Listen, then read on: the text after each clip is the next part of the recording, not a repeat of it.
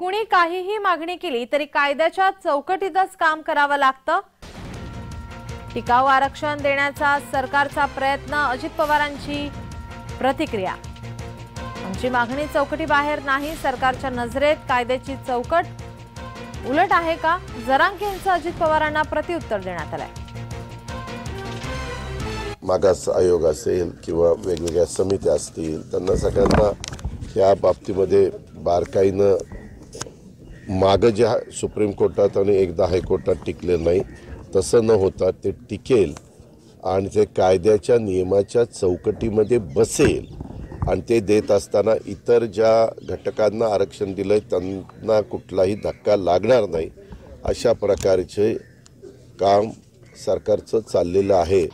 आम्ही कुठं कायद्याच्या चौकटीच्या बाहेर मागतो। नोंदी सापडल्यात मराठ्यांच्या 54 लाख, 1-2 नाही, कोणाचीच नोंद नाही। इथून मागे ज्यांना आरक्षण दिलं ना, नोंद बी नाही आणि मागासिद्ध बी नाही तरी आरक्षण आहे। आमच्या नोंदी पण आहे आणि मागासिद्ध पण झालेलं आहे तरी आम्हाला आरक्षण नाही। कायद्याची चौकट याला नाही म्हणत का काय? मग म्हणजे कायद्याची चौकट सरकारच्या नजरेत उलटी आहे का?